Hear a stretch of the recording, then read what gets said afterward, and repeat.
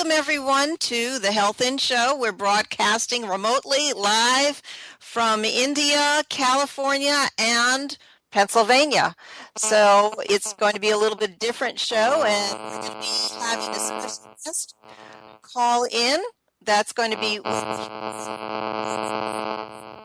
on Twitter.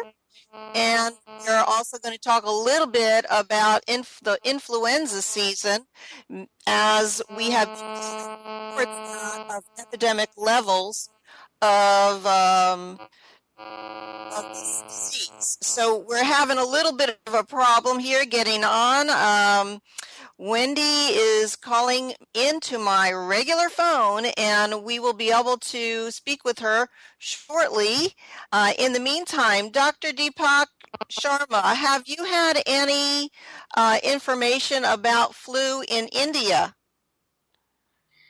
Yes, Devi. And if you are seeing the chat, Ziga is saying that this is not a flu. We are calling just a common cold. Flu is a basically anxious term. It gives a fear a lot of time to everyone that what is flu.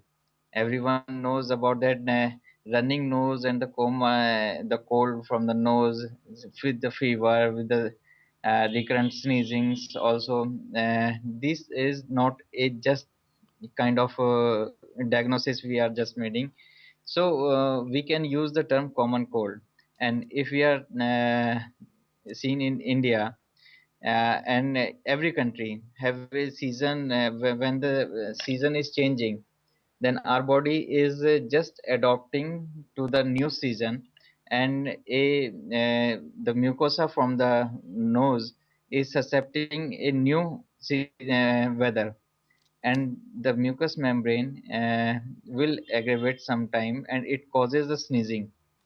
So we just do not need any medicine at least for 48 hours for the common cold. That is I am always saying that your body is just developing a new immunity for a new weather. Well, I think that people are rushing to the emergency room. Do you think this is causeless, or obviously I heard 20 children have already died, and therefore there's a real serious condition, but I don't really know the particulars in each of those cases. We don't really know what was going on with each of those young people, why they would succumb to pneumonia, secondary infection. Was it because they had not been cared for properly up until that point? Or, we don't usually hear about young people dying of flu, but more the very, very young or the elderly. Yes, basically the reason behind is that the decrease in immunity.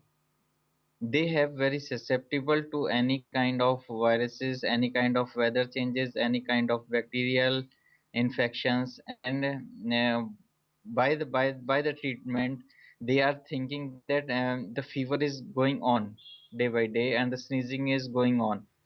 But the homeopathic treatment is very effective in the emergency also.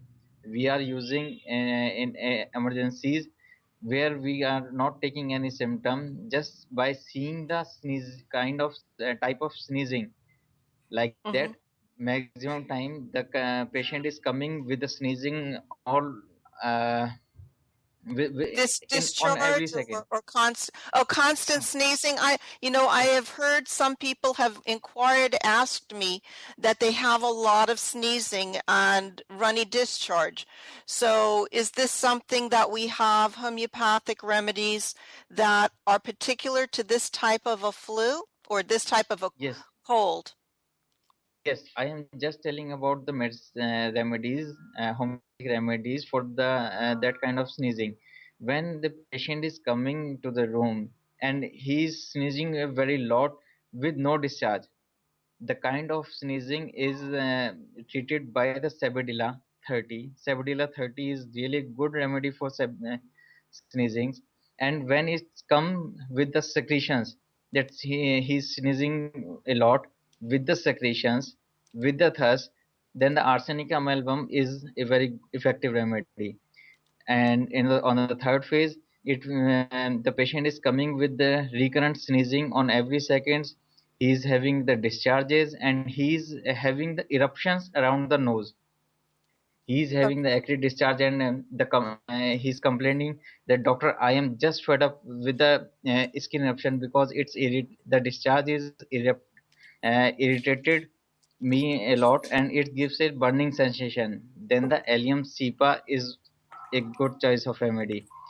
So we are just watching the symptoms, just watching the kind of sneezing, and we can differentiate the remedies in the emergency room, where we cannot take uh, a long history, or we cannot take a very exhaustive history. So we are just prescribing on the symptomatic basis. This is a therapeutic homeopathy. So we are using these remedies also.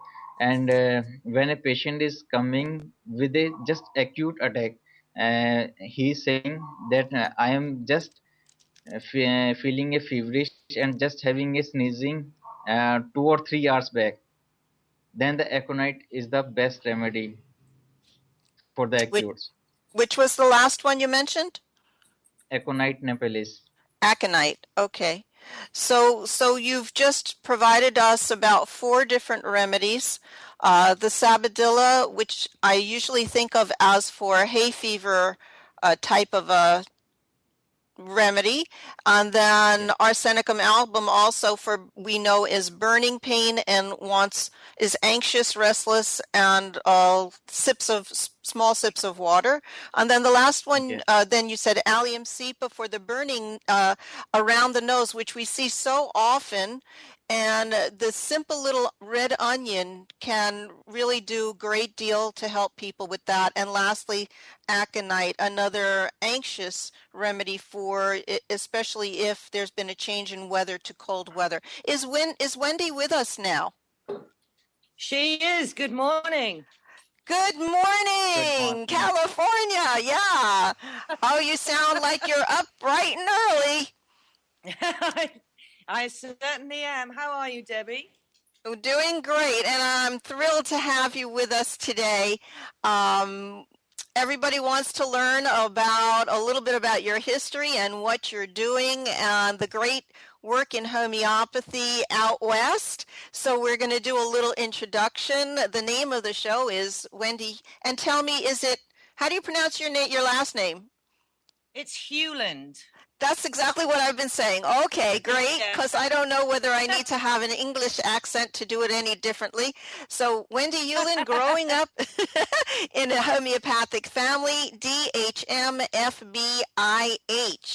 And Yeah. we're going to, a lot of initials there, and we're going to ask folks who have any comments or questions if they know you and have some praise for you to call in, and the number is 919-518-9773.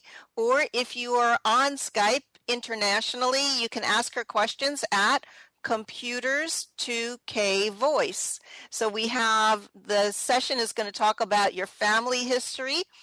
And if you have Amnon, if you want, you can show the PowerPoint, the beginning years. A tragedy occurred in the life of Wendy, and then recovery, and going on to motivation and success. So I just, anything that you want to say to begin, and just tell, okay, we're good, Amnon.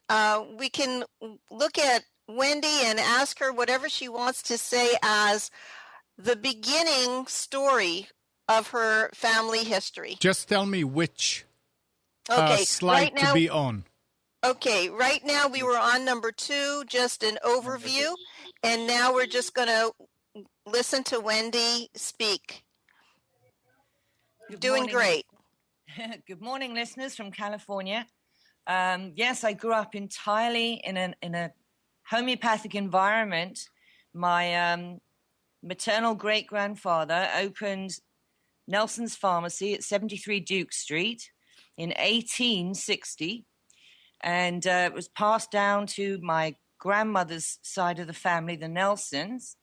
And women didn't work in those days, and the husbands had to go to work. And so she married Dudley Everett, and he ran the pharmacy, my grandfather, from about 1930, I think. We just lost her. Oh, okay. Well, hopefully she will sign on again. And she was basically telling us about the background, and I'm hoping that she'll be able to tell us something about the memories that she had. Just to imagine, if we're looking at slide number 4, Debbie, that let me interrupt you. I guess you didn't see my message there. Your volume is way too high. okay, So I don't have in Skype, okay. just when you have a chance, keep going. Okay, can you hear me now? Okay, Yeah. is that any better? It can go down some more. Okay. Okay, how's that? I don't think you're making a difference. I just have the headset on, and how about if you just move it down a little bit from your mouth? Okay, so the problem is that I have to put my just tilt it down so it's not right in front of your mouth. Try that. How's that? That's kind of better, but that's too much. Go halfway up. Okay. All right. Good. I don't know if my video is lost as well, but so what we're looking at is slide number 4, and hopefully she'll be able to call in again. It was, can you imagine, her great grandfather Nelson in 1860 started a homeopathic business in the UK, and it was Ernest Louis Armbrecht, a young pharmacist, and he was a disciple of Samuel Hahnemann. So this to me is a direct line, and very inspirational to imagine that you're getting the wealth of knowledge directly from the person who founded homeopathy. And then he, I guess, went from Germany to London to start the store. And so hopefully she will get call back in to tell us more about the story. And let's see, I have my children have a great grandparent that they could remember. Hello, Wendy. No, she's not here. She's not there. Okay.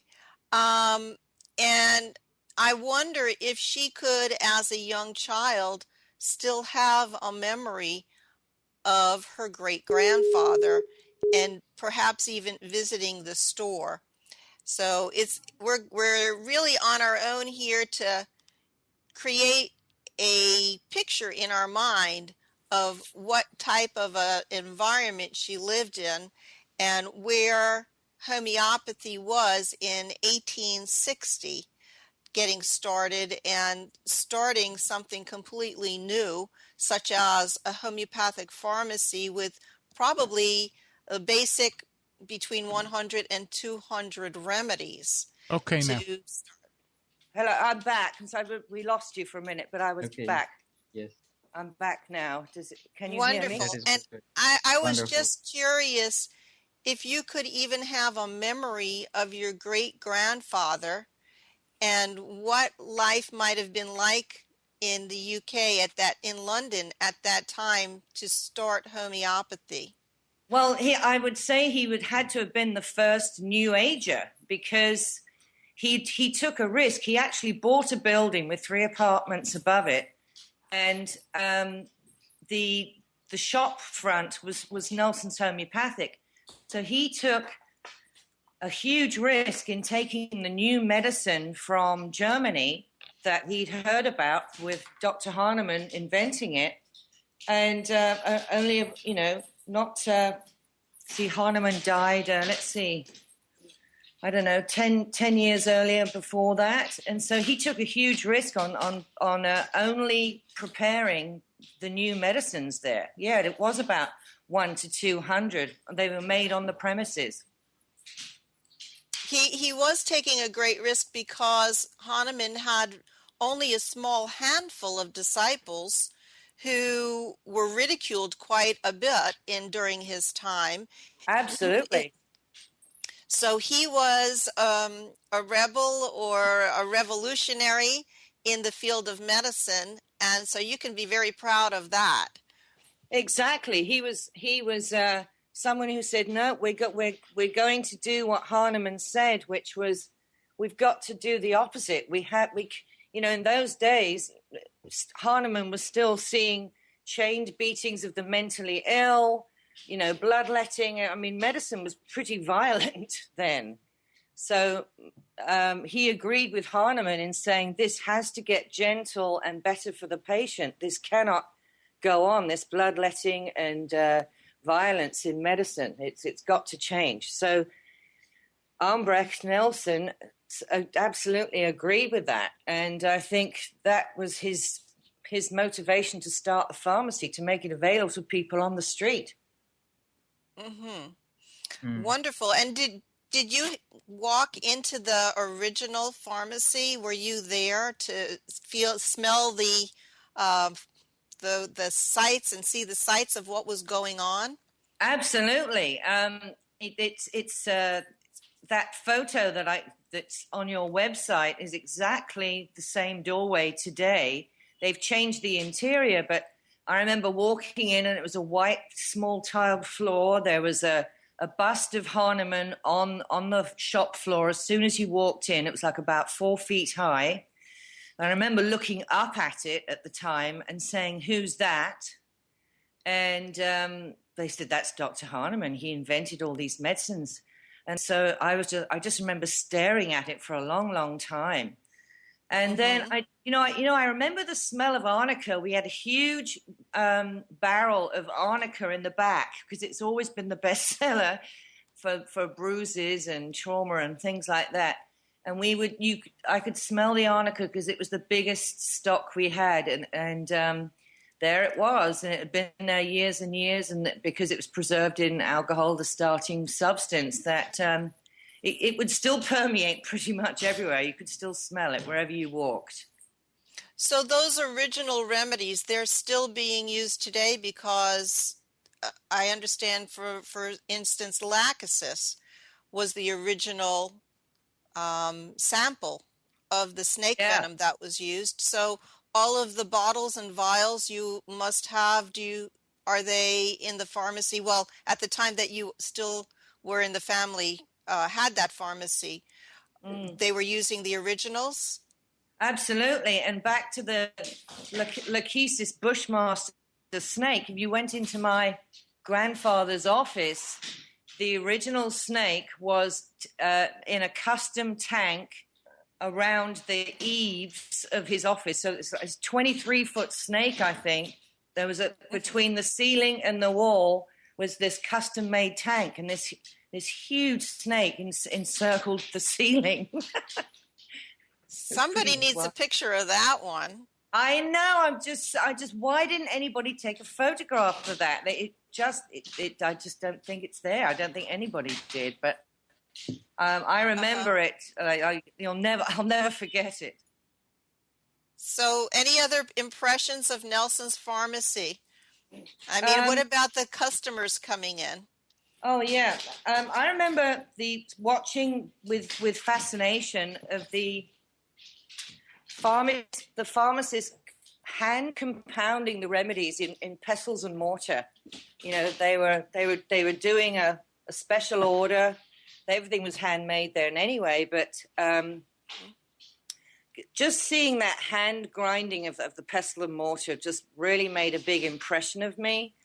And the royal charges used to come by to pick up remedies for the royal family, and these boys would arrive on these red royal bicycles with ER on the bicycle, which stood for Elizabeth Rex, and they were dressed in red, and they had a red and brocade jacket, and they had these red bicycles. They were like the messenger boys for the palace. And the pharmacy wasn't that far away. You know, Buckingham Palace and is not far away, really, from Mayfair. It's a short ride. And they would come by and pick up prescriptions and remedy kits that they've constantly used. The Queen uses Nelson's remedy kits today. So this was the medicine of the elite class. I mean, wouldn't more people follow the lead of the Queen? Yeah, exactly. Because we had the royal warrant on the door, which means in England, if people have traveled there, if there's a royal warrant above the door of a retail establishment, it basically says the royal shop here. And that's what draws it to people. You know, they think, well, if the royals can have that and they've got the choice to go anywhere and buy anything, that can actually bring customers in. It's a very proud thing that a retailer can have, is that the royals, buy from here. They are purveyors of these products. Yes, absolutely. It's like the royal stamp. You know, we have in America the seal of good housekeeping, and we have testimonials and branding, and there today. So you can't imagine anything higher than the Queen, who was fit as a fiddle and in good health and always looked gorgeous. And if this is what she was using, then this is something that maybe even could the commoners come in as well. Exactly. And her mother, the Queen mother before that, she used absolutely nothing but homeopathy. She went into the hospital kicking and screaming at the end, but she was nearly 101 years old when she died. That's the Queen mother's, the mother of the Queen now. She lived nearly 101 years, and she swore by homeopathy, and she refused Western medicine. Anytime she had anything, cold, headache, anything, and constitutional homeopathy, she literally had nothing else all her life, 101 years. And I understand that it's the people go directly into the store to speak with the pharmacist to find out what is needed. Do they go to a physician first, or can they go straight to the pharmacist? And even today? Well, we sold it in 72 because we had to. So up until 1972, you could just walk in and ask a pharmacist's advice. Some people walked in with a prescription because they went to see a constitutional homeopath, as I did. There were different types of customers. But there were plenty of people just walked in off the street and said, I've got a terrible head cold. And what the man that was saying earlier today about different colds of, the aconitum and the sabadilla, they were all there. And you could get a sort of 10-minute consultation. Now, I believe in Nelson's today, they've developed the basement for much more in-depth consultations. You can go in there and see a licensed homeopath for appointments, but that's changed since we gave up the management. But it's probably more enveloping now. There's somebody to spend more time with you about what the homeopathic approach is, because what I do is, the more information you can gather, the better, because everybody's individual, So yes. Anyway, so the gentleman with us today on the show is Dr. Deepak Sharma of the Orbits Clinic in New Delhi, India, who is the co-host. And do you happen to have any question about the pharmacy? And then we're going to move on to a little bit more of Wendy's life travels. Yes. And okay. Wendy, good morning, doctor. I didn't realize who I was speaking to. I beg your pardon. Good morning, Wendy. So, Wendy, I want to just know about what type of potentization you are doing. That is a manual potentization or just by automatic machines in your pharmacy? I don't have a pharmacy now. I'm not a pharmacist. I never got that licensure. I'm a single constitutional practitioner. So Okay. I have worked in Beverly Hills with MDs, but as far as your question's concerned, I don't make remedies at all. I just prescribe. I think what he indicated was when the original pharmacy was instituted, I'm sure they must have, that was one of the things. It's a compounding pharmacy, which has just become more popular in America, where they produce the drugs and such. And so at the time when it was the pharmacy was in your family, did they use automated machines to succuss the remedies and potentize, or was everything hand compounded? Everything was hand compounded and hand done, certainly up That is until good. 1972. Whatever the new management's doing is probably different, but I remember seeing test tubes being succussed and hand compounding done for the mineral remedies. It was all done by hand up until 72.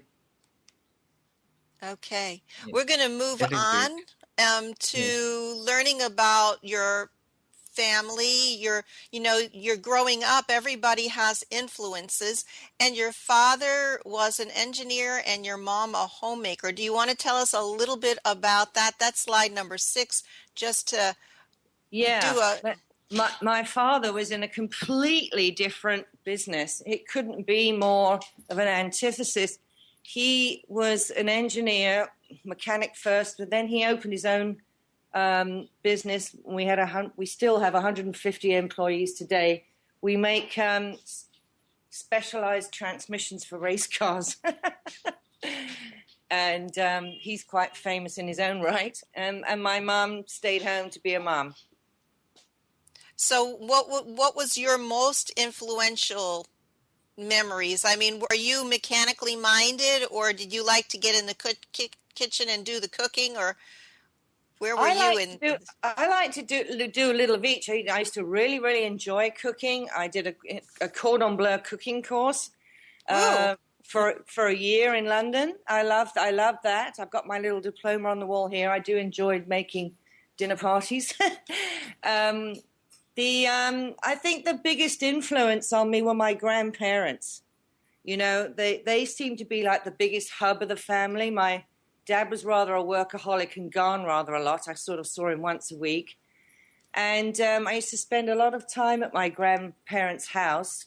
And I think that the biggest memories I have of childhood are looking at the homeopathic garden, seeing my grandfather get the plants from the greenhouse, drive them into London. I would go with him and watch the process of these plants being made into something else. It was magical to me. It was like these plants are not just pretty; they make people better. And I was just floored with that, and I just loved to watch it. And I think really the grandparents obviously made the biggest impression, because my dad offered me the engineering business when I was about 16, and I said, "I'm very proud of you, Dad, but I don't want to do it. It's yours." Wow. So, You didn't yeah. want to be a workaholic. I don't know whether you are. But Well, I certainly didn't want to be an engineer. uh-huh. Well, we skipped over a little bit part of the family history. That was slide number 7, and you might want to tell us about that, because you were now speaking about your grandfather and not your grandfather. Your grandfather took over the pharmacy after your great-grandfather passed. Yeah, So the next slide is about the tragedy strikes in your family, number 7. right. June 18th, 1972, both my grandparents, Minnie and Dudley Everett, were on a flight from London to Brussels, along with about 50 other graduating students of homeopathy. And on ascent, the plane crashed. We saw the news coverage of the clothing in the trees, and it was a horrible shock. Still, as I think about it now, it's still a shock. The pilot was drunk. We found out later it was entirely pilot error. The terrible thing was that, that the next generation of homeopaths had been taken out. So not only were the two pharmacists dead, the graduating class of all various homeopathic colleges were taken out. So for about 15 years, homeopathy really took a dive in England and Europe because of that. And it was, that was my sort of cathartic reason to be their voice later. That was your cathartic to recover all of that lost knowledge and those lives was instilled in you. Is that what you're saying? I think as I look back now, it was that was a cathartic moment for me. It was just like all those people's voices and knowledge had been cut off. So I thought, after being a cordon bleu cook for a while and a graphic designer and trying to find myself, I didn't actually go into homeopathy till my 30s. And I think that was my big realization that all that work they had done had been cut off by this horrible drunk pilot. And there was 15 years of like nobody could go see a doctor or a homeopath because they were dead, and it was literally struck down. So in this big realization of what am I going to do with my life, that I think a lot of people ask themselves in their 30s, is I'm not going to do the family homemaker life. What am I going to do? And I thought, well, you've got to carry this on. I went to see a doctor friend of mine who was an acupuncturist for a dinner one day, and he said, you've got to be a homeopath. We so need one here. He said, there aren't really any good ones at the moment. That was at the time. He said, there's so few of them. With your background, you have to do it. So I actually have to thank Dr. David Kearney, who's an OMD, Oriental Medicine doctor, for like pushing me in the right direction, because I actually was considering going to be an acupuncturist first. And he said, there's actually too many acupuncturists. We need a homeopath. And he sort of kicked me out the door and said, go over there, do that. And he put me on my path, actually. Was he your homeopath? No, he was a friend of mine who was an acupuncturist, and we were just out to dinner one day, and we were just discussing everything, and he said, "You've got to be a homeopath. This huge story about your grandparents and everybody dying on the plane crash, he sort of made me realize this is your path." And I said, "Oh, it's right." And then as soon as I got into it, it was such a realization of relief of doing all this beautiful knowledge. And I got through the Latin really quickly, the remedies and everything, because I realized I've been doing this layered learning all my life from being in the pharmacy. So I got through the exams pretty quickly in the beginning of the foundation courses. That's what I was thinking. I was thinking it would have come so naturally to you that your education, in having it in your home life, you would have already known the basic remedies, and from just hearing stories at the dinner table and people running in and out of the shop. Exactly. But when I was doing my foundation courses at the British Institute, I realized I'd done all this layered learning, and I abbreviated Latin was normal to me, actually, before English. Like the labels only had about they were hand typed then in the pharmacy. And I remember there was only like 7 letters that you could put on the label. So they were always in abbreviation, like Nux vomica was Nux vom, Pulsatilla was Pulse, Arsenicum album was Arsen A, whatever would fit. And so I'd done all of that layered learning early without even realizing it. So I would recognize the abbreviations in Latin first. Mm-hmm. Yeah. Well, we have some comments on the chat. We have a few of our listeners. Giza is saying that she likes to write her web pages to save the knowledge. So, because basically we are hearing this great loss in knowledge from the students, from actually the practitioners, not so much the written information, but the fact that the practitioners to disseminate and practice and help people, that part was really greatly missed and sorely missed by you. Yes. But also we as homeopaths need to remember to write things down so we don't lose that information. Exactly. We must print our stories. We have to put them on, into homeopathy journals. There's we have to like validate our cases with follow-ups and time gone by, especially the new remedies. It's very, very important to document it all. Yes. So from the 200, now you've expanded out. We've all expanded out to many thousands of remedies. Yeah. There's about 4,500, 5,000 remedies now. And when you think about it, that's not very many either. In my mind, that's just a start. Yeah. Wow. I think if we just learn a couple of hundred, that's very powerful. It is, but we've got computers to look up the content now. I mean, I think that's the great thing about software. I think Hahnemann would be proud of us looking at our computer lists now, like all the books in one place. I think he would be very proud of that.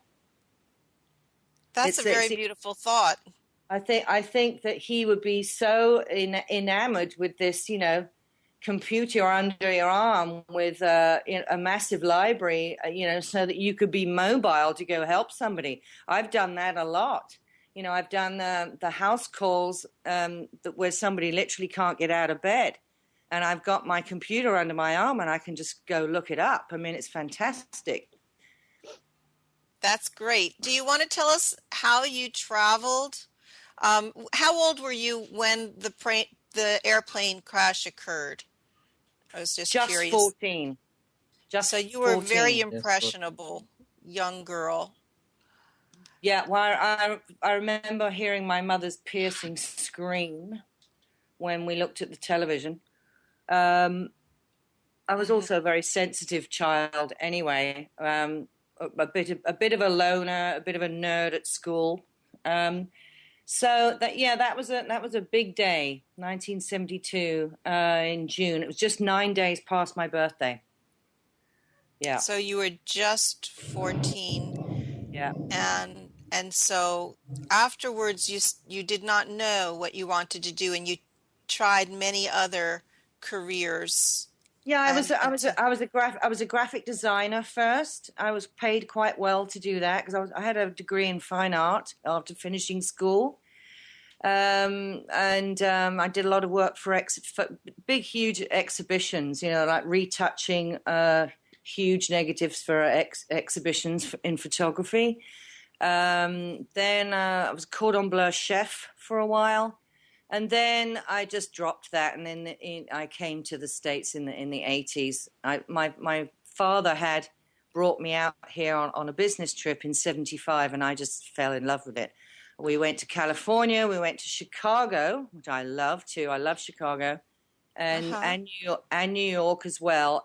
But there was a whole movement of English people moving out to the States in the 70s. I wasn't just on my own here. I mean, I came back and forth on holidays a lot because the taxes were so crazy in England at the time. A lot of people were emigrating. They were going to Australia or America or somewhere.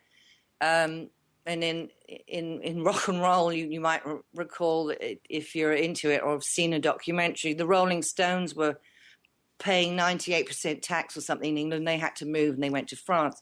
I mean, there was a huge overtaxation going on with the government at the time. So there were a lot of people were going somewhere else. It wasn't just me. And California was a big draw because of my pre-visitation to it. But the other thing was the exchange rate was 2.47 to the pound. So basically, you got 2.5 times your money to go somewhere else. So that was a big cushion for a lot of people. And even when I came in the 80s for good, it was about double. So you got a good start with your money on the exchange rate, and it sort of gave everybody a feeling of, you know, the land of opportunity that it really, really was, and beckoned us all then. Yeah, so it sounds like kind of a repeat of either the gold rush time of the draw of California or the city life in Chicago and innovation that is going on. And I don't know whether you went to Disney World and that really excited you. I Uh, did. I did go to Disneyland, and Disney. and there's a lot of English people settled in New York too. And you know, there was a huge move to the States because it was just so much easier to live here. Yes, and it sounds also like all of the people of America now moving away because of the tax situation Yes, where, things go in rolls, don't they? Yeah. yeah, so people are looking for a better life, and you were obviously looking for a better life, or something to be excited about and move along with your contemporaries. And so tell us then, I have number 10 slide, making your mark in the world. What Mm. was expected of women when you were growing up, and how did that change for you in the 21st century? So you were becoming independent. Exactly. Well, I thank both my parents for absolutely encouraging a progressive life. First of all, not vaccinated. I was sent to private schools where there was no more than 15 in a class. And I was very much encouraged to be an independent thinker anyway. My father said, right, no religions too. I was never baptized or christened or anything. And he just said, look, we're going to give you a big education. You can make up your own mind. So Uh-huh. we were alternative in thinking as a family then. There was no religion, no organized religion, no Western medicine, and I was encouraged to think for myself. So when we had all the opportunity to do all the family traveling, I don't think anybody was really surprised that I just chose to be somewhere else. They encouraged it. It wasn't like I was a big rebel or anything. They're like, great, good for you. You know, send us a postcard, keep in touch. You know, a lot of my family are big travelers and entrepreneurs. So it was we're a pretty feisty, headstrong bunch. Anyway, I'm not the only one. Starting with your great grandfather, I think it all trickled down. Yeah, I mean, it's just that you just have that sort of gumption to do something else. I mean, even my father, who became this engineer, he took a ton of loans out on the house, and everybody told him he was crazy to do what he was doing, and he just said, "I don't care. I'm not listening. I'm just gonna go my own way." So I think I obviously come from that DNA of courage. There's a lot of courage there. Dr. Sharma, do you want to ask her Yes, something? yes.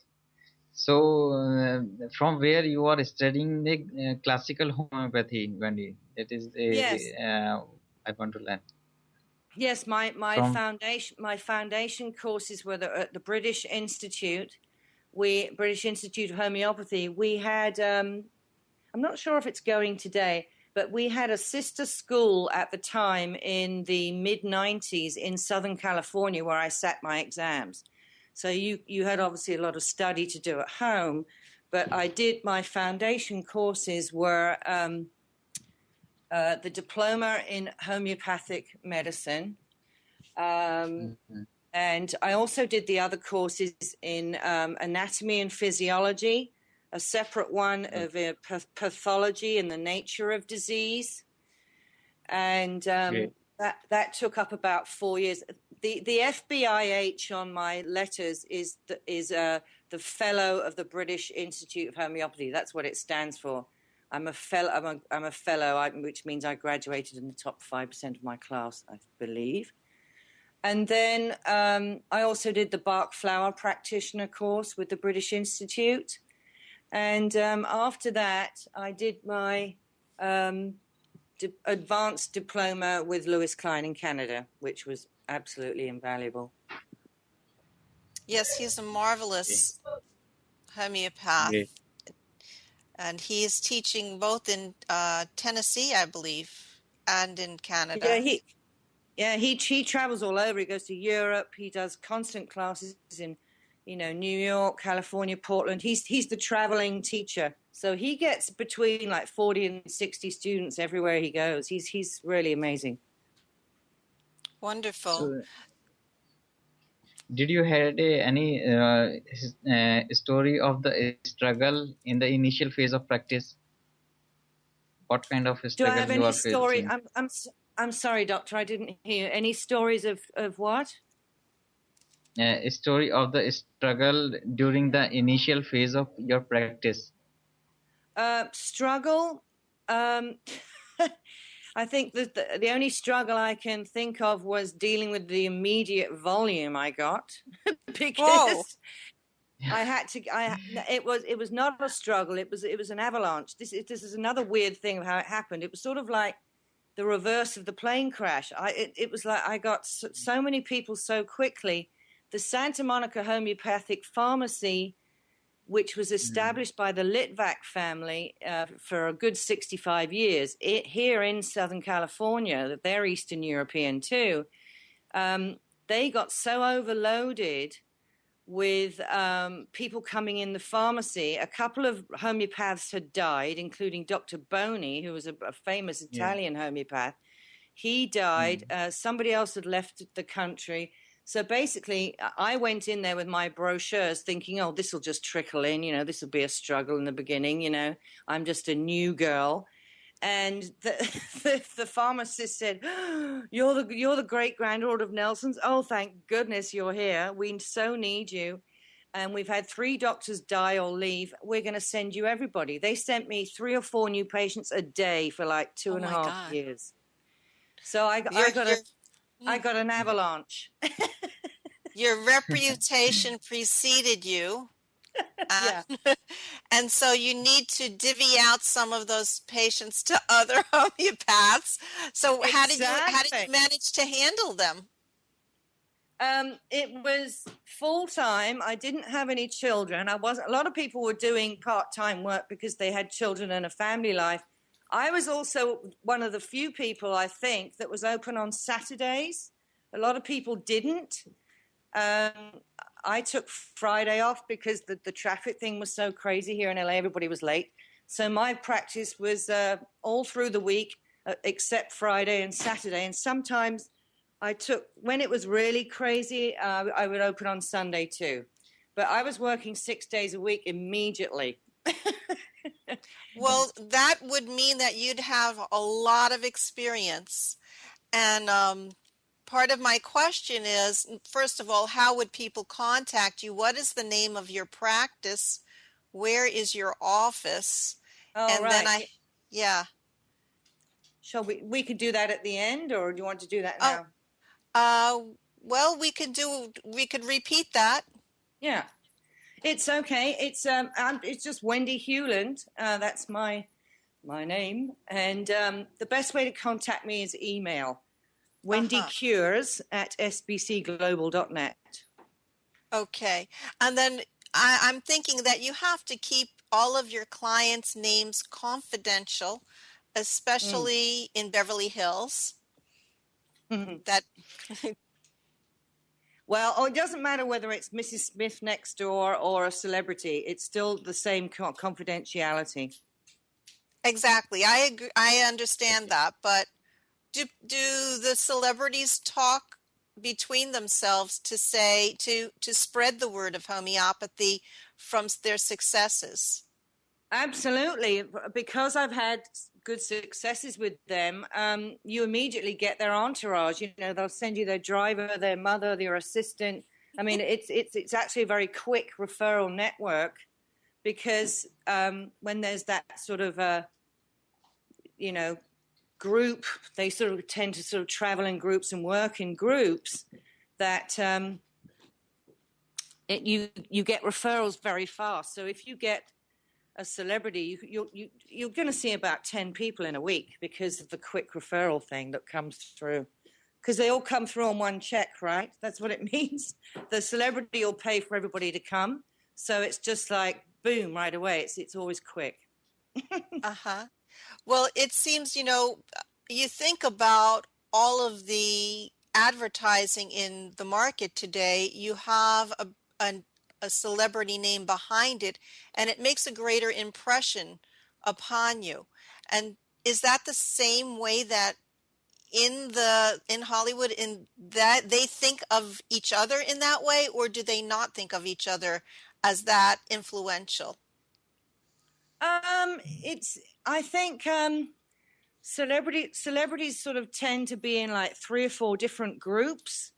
They're sort of in like A, B, C, and D groups. They don't all know one another. Like, the TV people will know each other. The people who are theatrical will know one another. And then the movies is separate. The other thing about celebrities is they're not here half the time. They travel so much.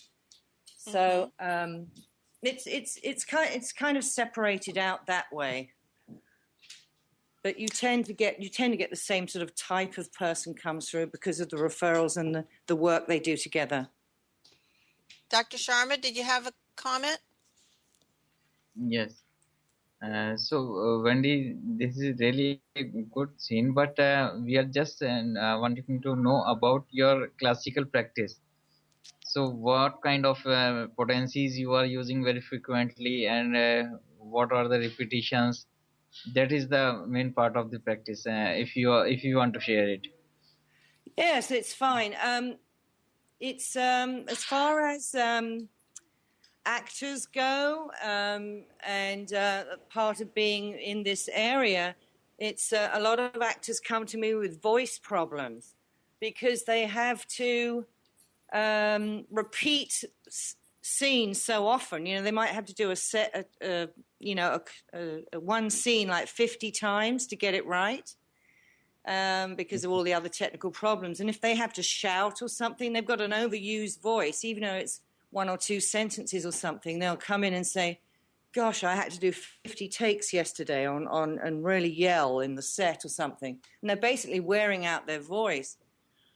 So I've been using a lot of the Silver Series remedies that Jan Scholten brought to us in the 90s. The potencies are all different depending on the person and what their vitality is. But one of the books I constantly refer to is Homeopathy and the Elements by Jan Scholten. He was an MD, still is an MD. I don't think he doesn't use it anymore, but he's from Holland. And then his other books from that. But the Silver Series of remedies, there is about 26 of them that you use for voice problems and confidence problems in actors. Potencies, I don't have a set protocol for. I think it's just too individual. I'll use, there's basic rules about use a 6C if it's a low physical problem, and then you go 1M and higher if it's more mentally inclined. But that's very vague, I think. I mean, it really is so individual according to potency and the vitality of the person. If someone comes in and they're all very introvert and shy and not very forthcoming, I would tend to go low potency in prescribing. If a great big extrovert, loud person comes in here, I'm probably going to go higher, 1M or higher, because their whole vitality is higher. That's fascinating. Yeah. That's great. Do you see children? Yes, I do. Not that many. I do. It tends to be the more sort of young adult practice. Not that I set it up that way. It just seems to be sort of teenagers and up. It just I don't know why. It's sort of just sort of worked out that way through referrals, really. But sometimes I see children, babies with earache and colds and fevers and things. Yeah. Mm-hmm. And so those you use just the general common remedies that we use every day that homeopaths use typically, or Yeah, do the yeah. children? Yeah. I did, yes. I mean, the ABCs, the remedy kits we know. I don't think you really see a constitution of a child until they're about 2.5. You've got to see them like walking around and expressing themselves better. But babies will, do very well on the remedy kits for the teething and the little problems and fevers that they have. But I don't think you see the constitution of a child till about 2.5. When they get in the terrible twos, whether they're feisty or they're quiet or whatever they're doing, you've got to see them sort of walking around and see what their personality is. That sounds good. Do you ask your patients to have a remedy kit at home? Sometimes they've usually got one. If they've got one already, we'll discuss the brand and what they have.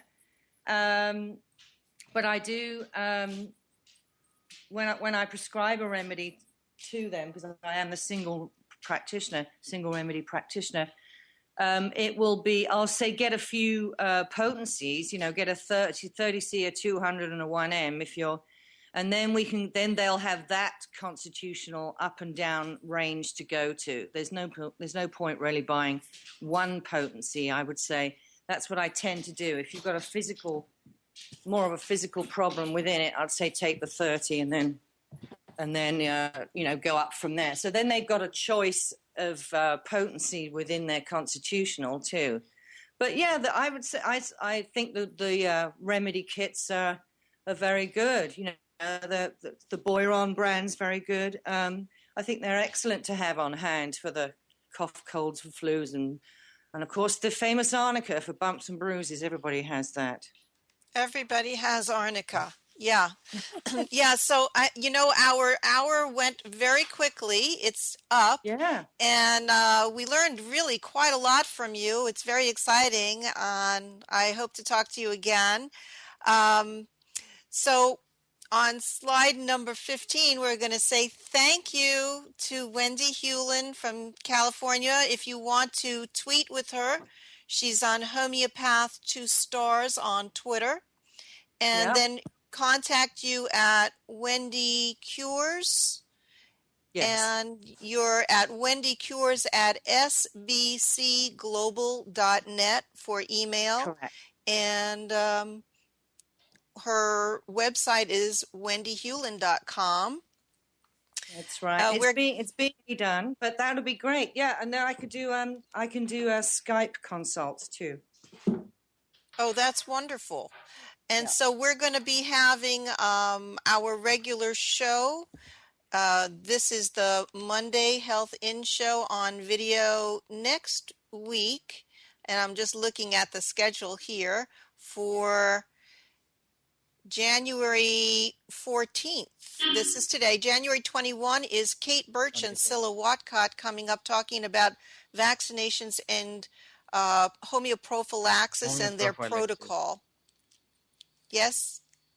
I want to thank Dr. Sharma for always being here and being a supporter of homeopathy, teaching us and sharing his knowledge. Thank you. Thank you so much. Thank you, Wendy. Thank you so much for Thank you, Doctor. Thank you for bringing your voice to this program. Thank you.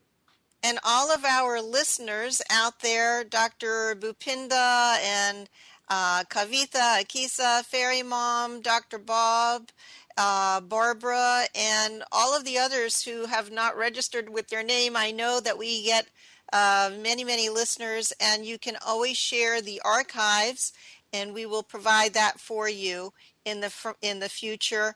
So again, waves of awareness for homeopathy. We have a lot to fight for. Be rebellious. Have that courage and spark that Wendy has instilled in us today. And thank you, everyone, for being here. Bye-bye. Thank you, Debbie. Bye-bye. Bye. Thank you. Bye, everyone. Bye, Wendy. Bye-bye, Doctor.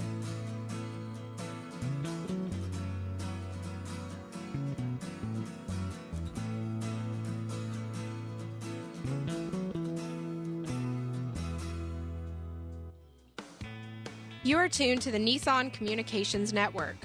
Our weekly lineup of call-in programs includes Computers 2K Now with Amnon Nissan, Sundays 9 a.m. till noon. Carrie's Psychic Cafe with Carrie Silkowski, Sundays 8 till 9 p.m. Health In with Debbie Brook, Mondays 11 a.m. till noon. Breaking Free with Marilyn Shannon, Mondays 8 till 9 p.m. Reawaken Your Brilliance with Julie Seibert, Wednesdays 9 till 10 p.m. And if you tuned in too late, you can always watch each program in its entirety or download an MP3 audio file of it at nissancommunications.com. Sponsored by ThatVidBlasterGuy.com, CarolinaApparel.com, and DeltaForce.net.